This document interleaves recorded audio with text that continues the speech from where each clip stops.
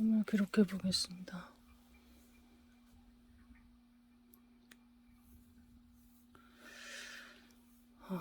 제 꿈이 다 생각나게 해주십시오.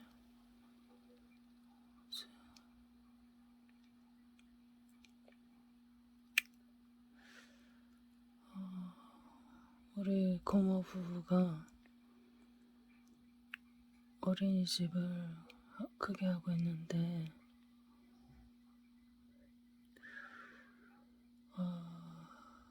그 어린이집을 도와주라고 합니다.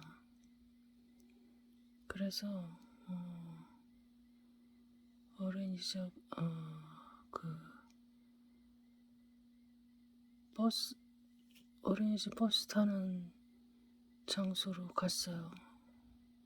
보도블록에 자모들이 많이 나와 있고 내가 얼굴은 보지 않았는데 우리 고모부가 목소리가 들려요. 나는 일부러 등을 돌렸습니다. 고모부는 내 등 뒤에서 계속 말을 하는데 나를 알아본 것 같기도 하고 어쨌든 우리는 서로를 모르는 척합니다.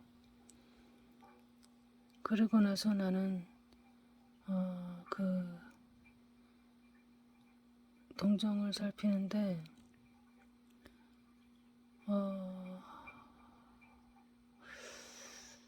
모든 게 원활하게 잘 돌아가는 것 같아요.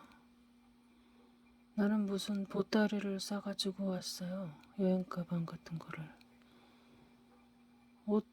옷차림도 그냥 나그네의 옷차림으로 어쨌든 우리 고모부가 나를 못 알아보기를 바라는 심정으로 동정을 살피는데 어린이집 그 버스가 옵니다.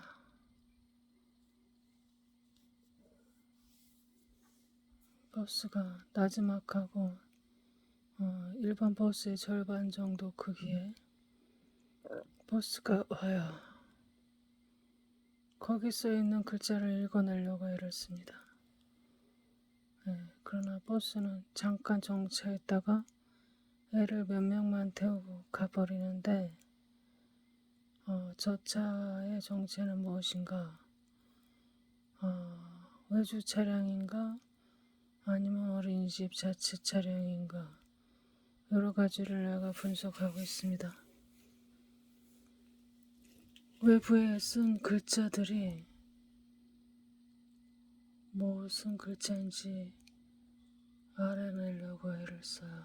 근데 한국말로 써있지만 차가 너무 빠르게 지나갔기 때문에 읽어낼 수가 없었습니다. 그러면서 내가 느끼기에 이상하게도 자모들은 밖에 많이 나와 있는데 애들은 몇 명 안 탔어요. 두세 명 탔나? 그리고 나서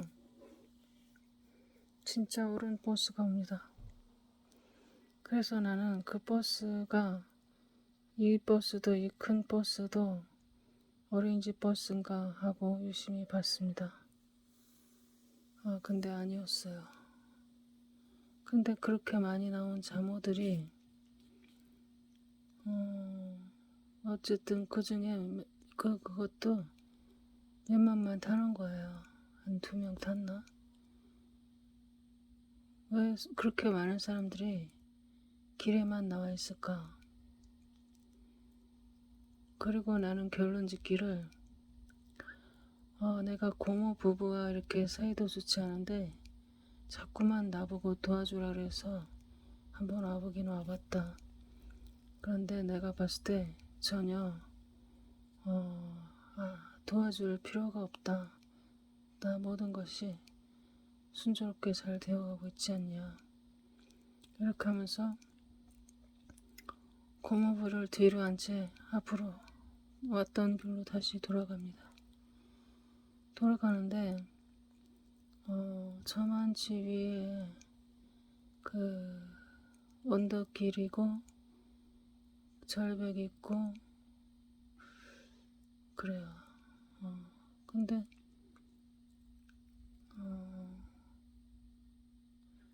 갑자기 폭풍우가 막 쏟아져서 내 머리 위로 비가 내리는 건 아닌데 내 앞으로 엄청난 양의 비가 언덕길을 굴러서 이렇게 내려오고 있어요. 마치 시내가 된 듯합니다. 근데 내가 가죽 부츠를 신고 있는데 무릎 아래로 있어요. 길이가. 어떤 아줌마가 그 길을 내려와요. 내려오는데 신발이 운동화인가 그랬는데요. 나를 보더니 그렇게 부러워할 수가 없어요. 자기는 비를 쫄딱 맞고 이 신발이 다 젖어가지고 고생하는데 나를 보더니 나는 전혀 비가 아무리 와도 이렇게 상관이 없이 젖지를 않으니까 나도 내가 안심하고 다행이라고 생각합니다. 지금 잠을 깬 지 얼마 안 돼서 단어가 잘 생각이 안 나요. 언어 구사 능력이 저하됐습니다. 그러나 애를 써서 묘사를 해보겠습니다. 그리고 계속 올라갔어요. 올라갔는데 어떤 여자의 집이에요.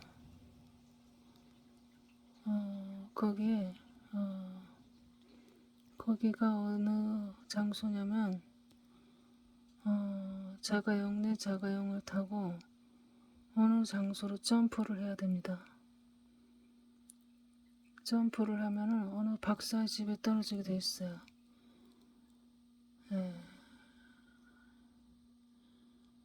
어떤 비용을 치러야 되는데요. 거기에 A4 용지 쪽지가 벽에 붙어 있는데 엄청 낡았어요. 먼지가 뽀얗게 쌓였어요. 그거는 뭐냐면은 지식이 오기를 나와 같이 그 장소로 점프하기 위해서 온 사람이 그동안 뜸했다는 것입니다.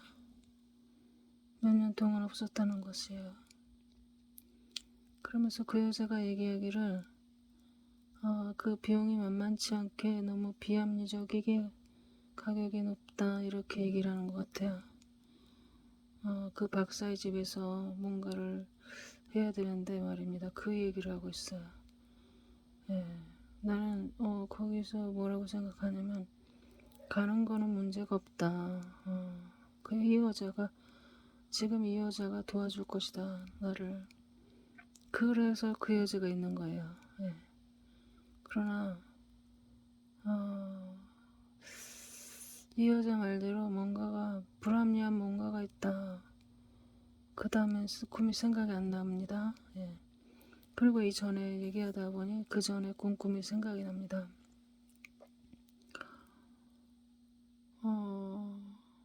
내가 어떤 마트를 구경하고 있어요. 남자 직원이요. 어떤 상자가 쌓여있는데 거기는 해산물이 들어있는데요. 나보고 이게 좋다는 거예요. 이걸 가져가라는 거예요. 그래서 나는 보다가 별로 구매력이 없어 보입니다. 한참 구경하고 다시 돌아오니까 똑같은 물건인데 이번에는 거기에 셀가가 써 있는데요. 아까 못 본 것 같은데 60%, 75%, 40% 이렇게 계속 이렇게 엄청나게 가격이 싼 거예요. 근데 내가 이제 그 중에서 제일 나은 것을 두 상자를 2개씩 사야 된대요. 2개씩. 그 보고 있는데 해산물 밑에 거는 모르겠고 위에 거는 조그만 손바닥만한 자잘자잘한 조기 더미가 올라있고, 또 하나는 역시나 조개가 있는데 그 옆에 이제 조개, 백합 조개 같은 조개가 잔뜩 있는 거야. 그래, 내가 봤을 때 첫 번째는 마음에 드는데 두 번째는 별로 사고 싶지가 않았습니다. 그래서 이제 첫 번째 상자를 집어 들었습니다. 두 번째 상자를 보고 뚫어지게 쳐다보고 있는데 어떤 여자가 자기가 사야 되겠다면서 가져가 버립니다. 그래, 내가 고르고 있는데 왜 가져가냐고 그랬지만은 이미 그 여자가 낚아챘기 때문에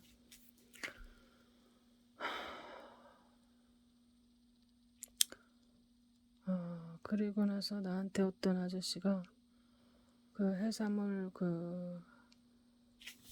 스티로폼 그릇에 해산물 이렇게 길쭉한 그릇에 해산물을 주는데요. 오징어하고 뭐가 담겨져 있어요. 근데 가격을 보니까 7천 얼마야. 그래서 해산물에 비해서 가격이 너무 높다 이렇게 생각합니다. 그래서 다른 사람을 줘버려요. 예.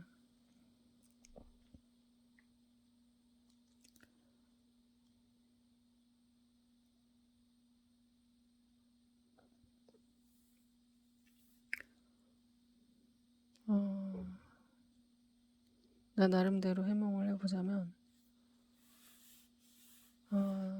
내가 장화를 신은 거는 참 좋은 꿈이에요. 내게는 대항력이 있다는, 대비력이 있다는 그것이 평안의 복음의 신발이든 어쨌든 내게는 능력이 있다.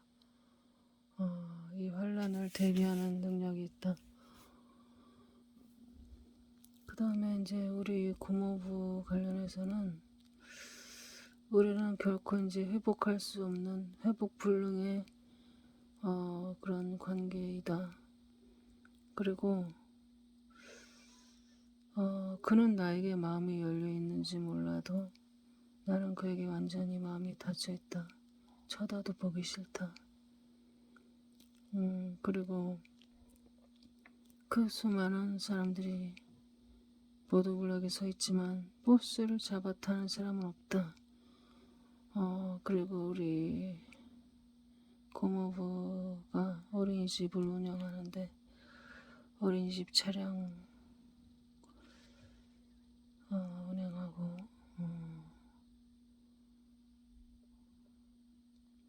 그거는 뭐냐면은 어린 신앙들을 지금 돌보고 있다. 목사거든요. 어린 신앙들을 돌보고 있다. 근데 그 중에서도 이제 버스를 타는 숫자는 작다. 매우 작다. 나와 있는 사람은 많은데, 그리고 이제 그 버스가 지나간 다음에 어른 버스가 오지 않습니까? 어른 버스도 2명서 탔나 그래요. 그 어린이집이랑 관계없는 버스죠. 그리고 그냥 길만 같이 이용할 뿐이고,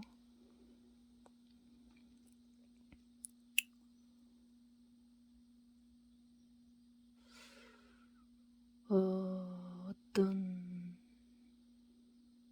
그 언덕 위의 집에서 내가 내 개인 자가용을 타고 점프를 대기하고 있습니다. 승진과 승급이 있을 것이고,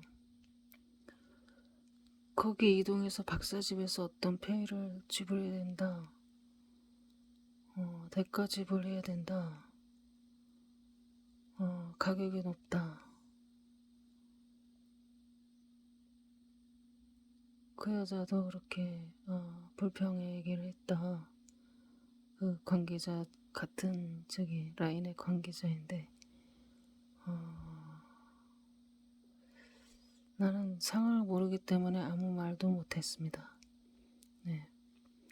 그리고 나서 처음에 그 꿨던 그 꿈, 생선 고르는 꿈, 어떤 여자가 내가 고르던 것을 망설이고 있을 때 그냥 가져가 버렸는데, 찬스가 왔을 때는 너무 돈에 구애받지 말고 그냥 이것은 공짜로 오는 거야. 이런 마음가짐으로 어, 다 사야 되는가 이런 생각이 꿈속에서도 너무 이성이 작동해가지고 나는 굉장히 잽니다. 네, 계산을 많이 해요. 그런데 과연 내가 그게 공짜라면 내가 이렇게 고민했을까 이런 생각이 들었습니다. 그래서 고민하는 순간 끝나는 것이 아닌가, 이런 교훈을 꿈에서 주고 있지 않은가 이런 생각을 해봅니다. 예. 자, 여기까지 꿈이 기억이 납니다. 마치겠습니다.